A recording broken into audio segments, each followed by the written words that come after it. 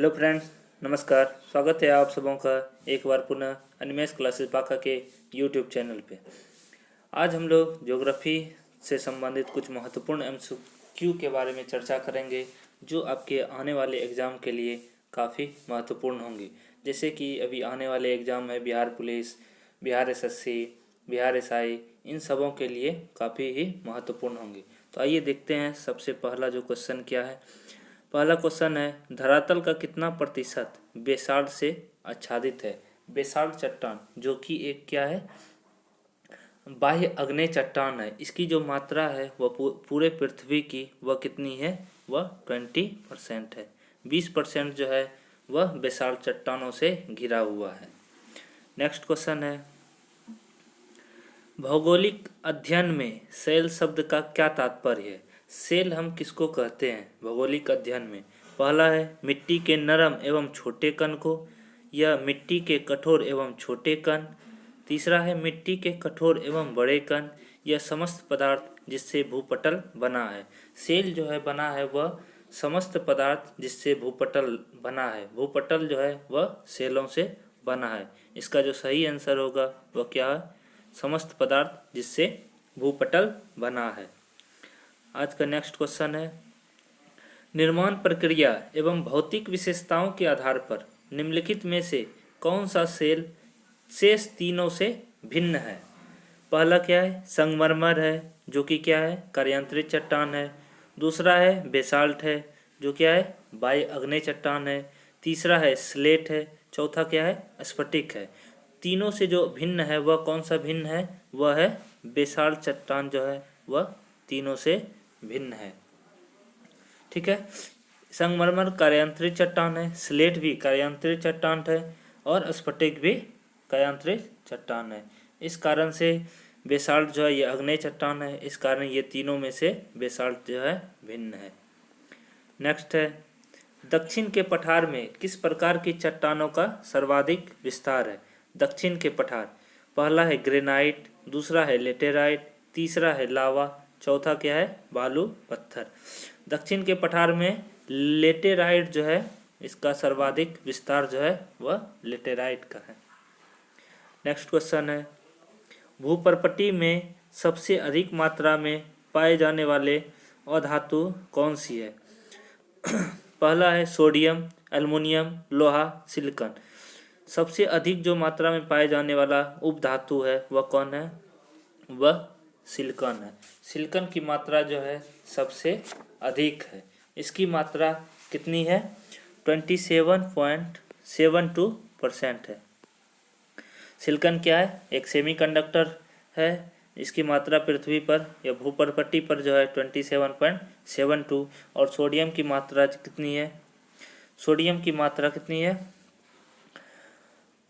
2.83 जो है सोडियम की मात्रा है। एल्युमिनियम की मात्रा 8.13% है।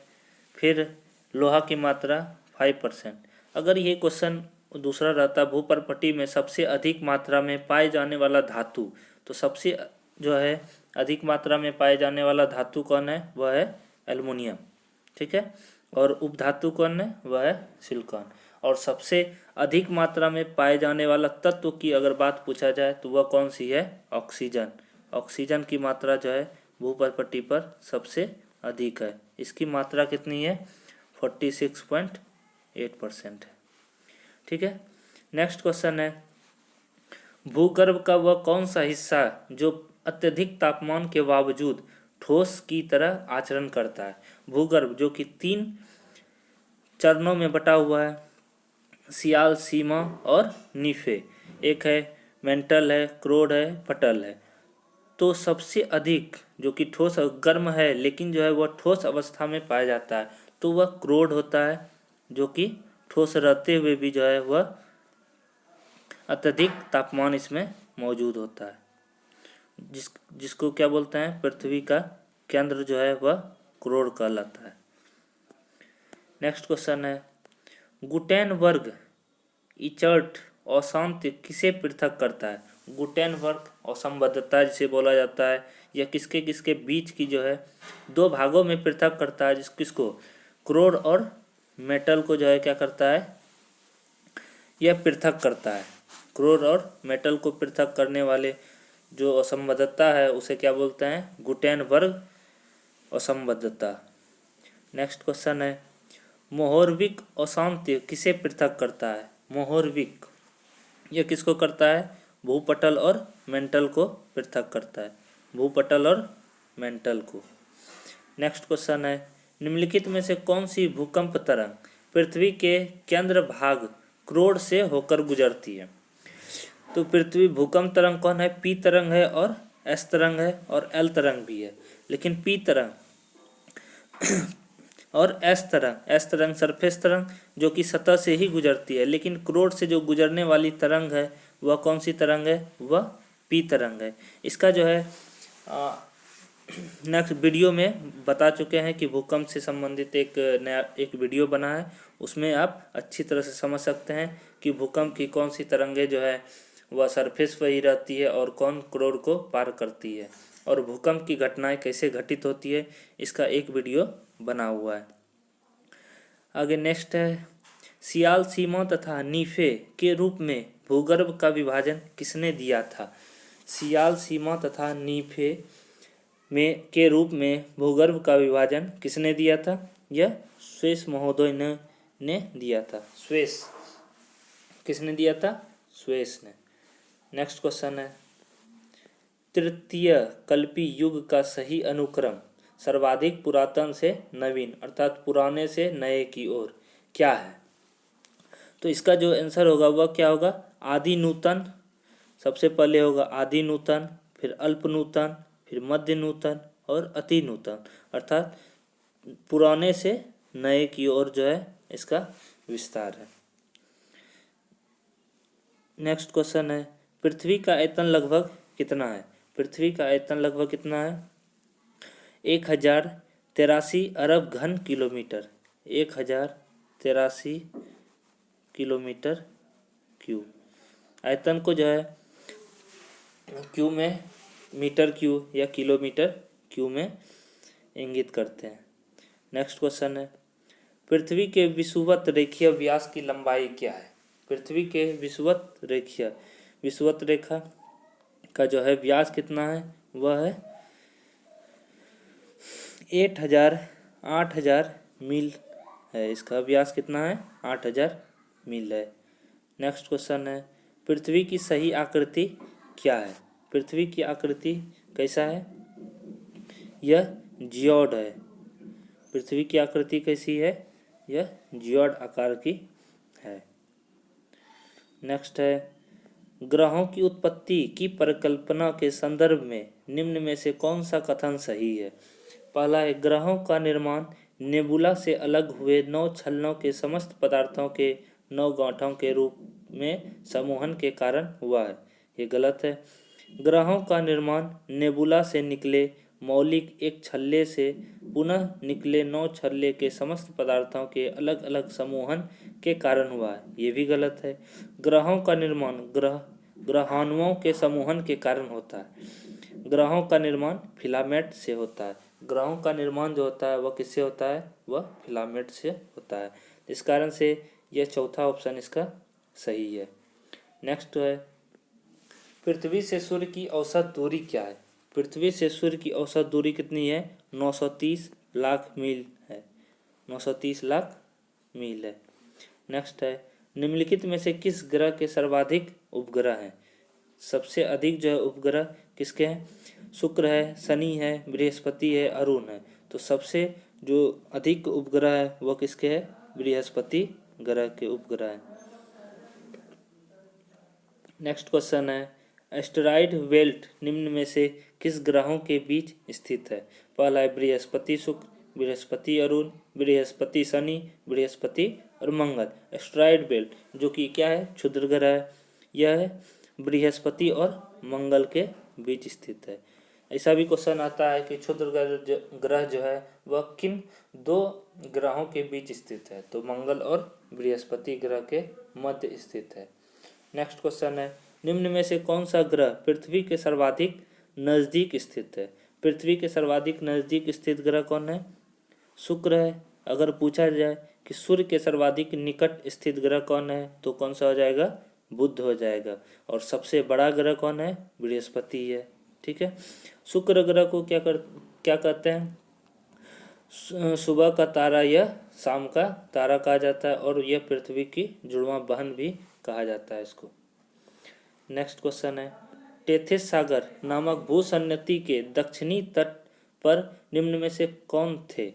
गोंडवाना लैंड है, Laurasia, Arabian shield, Siberian shield.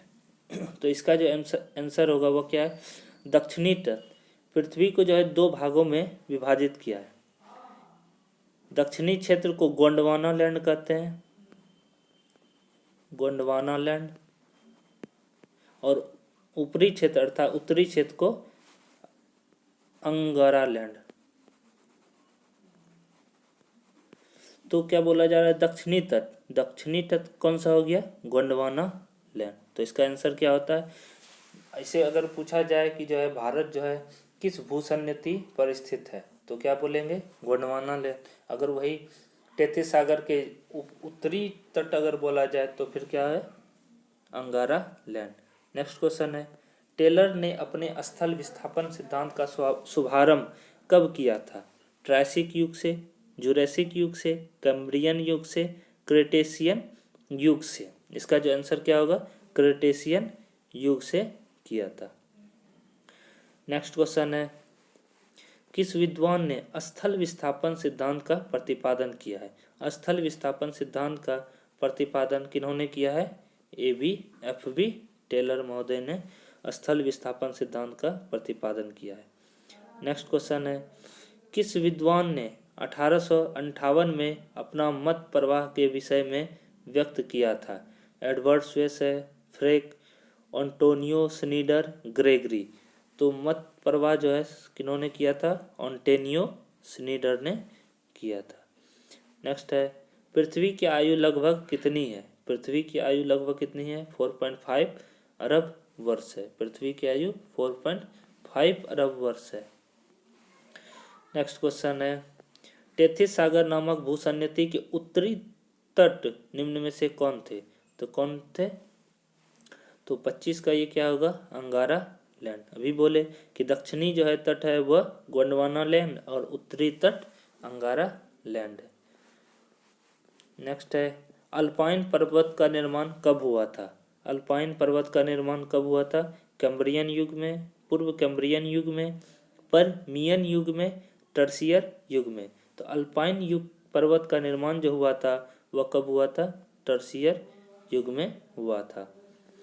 Next question है, निम्नलिखित में से कौन सी प्लेट दक्षिणी अमेरिकी प्लेट के साथ एंडीज पर्वतों के निर्माण हेतु उत्तरदायी है। Caribbean plate, Cocos plate, Nazca plate, Scotia plate. इसका जो सही आंसर होगा वह क्या है, नजका प्लेट होगा। नजका प्लेट के कारण यह उत्तरदायी है। नेक्स्ट है, निम्न में से कौन सी नवीन मोड़दार पर्वत नहीं है। Alps, Andes, Appalachian, Rockies. इसमें से नवीन पर्वत कौन है, आल्प्स, एंडीज और रॉकीज।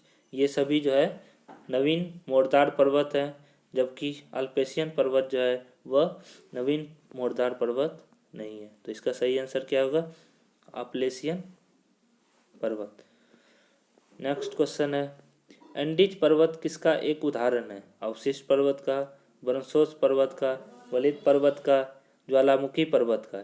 एंडीज पर्वत जो है वह कौन सी पर्वत है, यह एक वलित पर्वत है।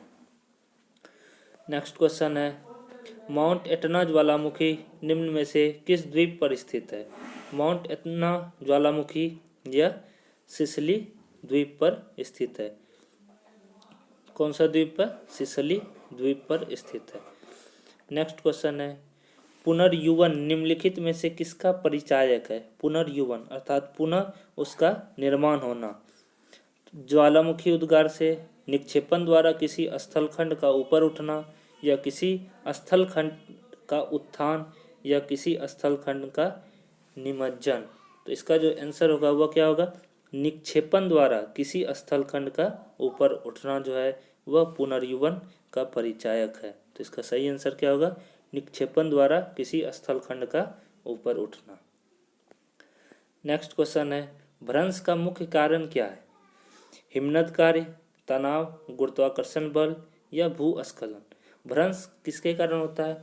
जब दोनों जो है प्लेट जो है आपस में टकराती है या एक दूसरे को खिंचाव करती है, इसके कारण से भ्रंश का निर्माण होता है।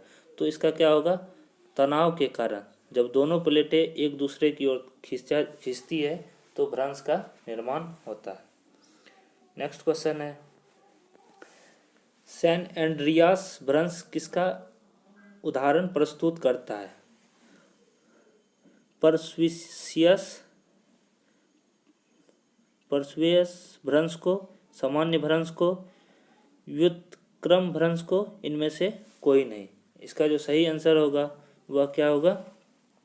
ए नंबर, परस्वियस भ्रंश को। ठीक है। नेक्स्ट क्वेश्चन है, जिस तल के सहारे स्थलखंडों का संचलन होता है उसे क्या कहते हैं? रिफ्ट घाटी, भ्रंश तल, भ्रंश कगार या रेखा। तो इसका क्या होगा? भ्रंश तल। जिस तल के सहारे स्थलखंड का संचलन होता है उसे क्या बोलते हैं? भ्रंश तल। भ्रंश के कारण जो है स्थलखंड जो है एक दूसरे क्या होती है, एक दूसरे को जो है खींचती है, जिसके कारण भ्रंश का निर्माण होता है। और ये भ्रंश जो है जब ये संचलन करती है तो उसे क्या बोलते हैं? भ्रंश तल कहते हैं।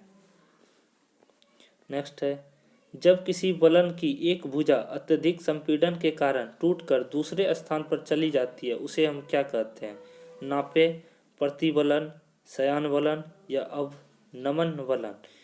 क्या बोलते हैं? नापे इसको कहा जाता है। जब एक वलन की भुजा अत्यधिक संपीड़न के कारण टूटकर दूसरे स्थानों पर चली जाती है तो उसे हम नापे कहा जाता है।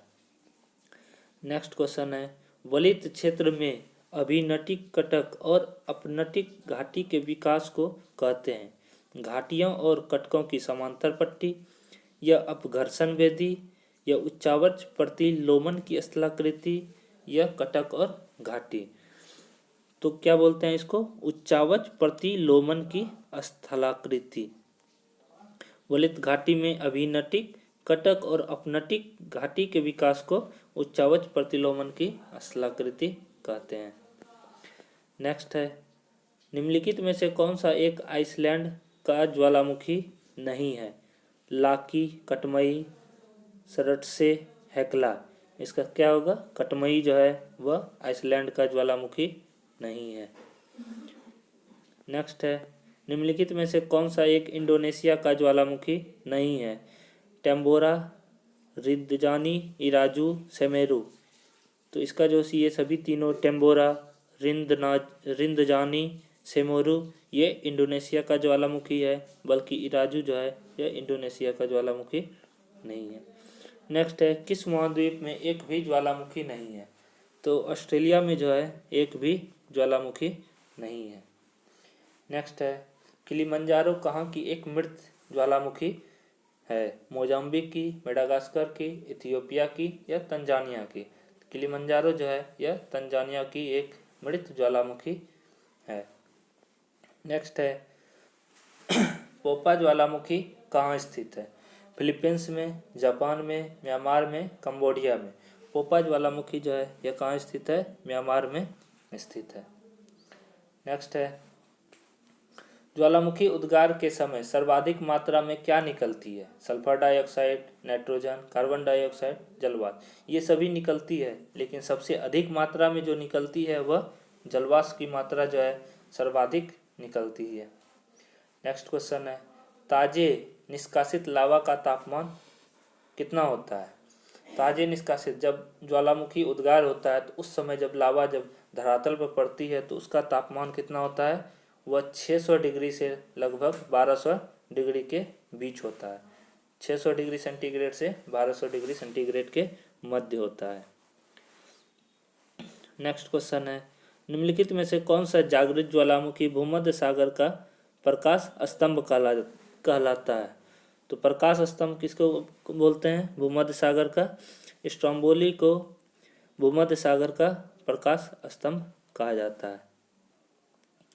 नेक्स्ट है, निम्नलिखित में से किसका अर्थ ज्वालामुखी शंकु पर पंख प्रवाह से होता है? लहर, तुषार सर्पण, मलबा वाह या मलबा स्खलन। इसका सही आंसर होगा मलबा वाह। मलबा वाह को जो है क्या बोलते हैं, पंख प्रवाह बोलते हैं। नेक्स्ट है, गलित अग्नेय पदार्थ किसे कहा जाता है? गलित अग्नेय पदार्थ मेंटल, मैग्मा, सियाल या सीमा। तो मैग्मा को जो है गलित अग्नेय पदार्थ कहा जाता है। भूपर्पटी के पूरे आयतन का लगभग कितना प्रतिशत अवसादी चट्टान है? पूरे आयतन का लगभग 5% जो है अवसादी चट्टान है और 95% जो है कार्यांतरित चट्टान और आग्नेय चट्टान है। नेक्स्ट क्वेश्चन है, प्राप्ति अवस्था के आधार पर निम्न में से कौन स्थलाकृति अन्य से भिन्न है? डाइक, लेकोलिथ, सील, परपोषित शंकु। इसका सही आंसर क्या होगा? डाइक, लेकोलिथ, सेल, ये सभी जो हैं ये ज्वालामुखी से निर्मित स्थलाकृतियां हैं और परपोषित शंकु जो है, और ये सभी जो है ये धरातल के नीचे जो है बनते हैं, बल्कि परपोषित शंकु जो है यह धरातल के ऊपरी भागों में पाया जाता है। इस कारण से यह परपोषित शंकु जो है यह सबों से अन्य से भिन्न है। नेक्स्ट क्वेश्चन है, निम्नलिखित में से किस खनिज का अवसादी शैलों के साथ साहचर्य नहीं है? कोयला, हेमेटाइट, अभ्रक, खनिज तेल, ये सभी जो है अवसादी शैलों के साथ साहचर्य है। अभ्रक जो है यह अवसादी शैलों के साथ साहचर्य नहीं है, ये अवसादी शैल नहीं है। नेक्स्ट है, अम्ल आग्नेय शैलों में किसका प्रतिशत अधिक होता है? लोहा का, सिलिका का, क्वार्ट्ज का, इनमें से किसी का नहीं। तो आग्नेय शैलों में जो है वह सिलिका का सबसे अधिक मात्रा होती है।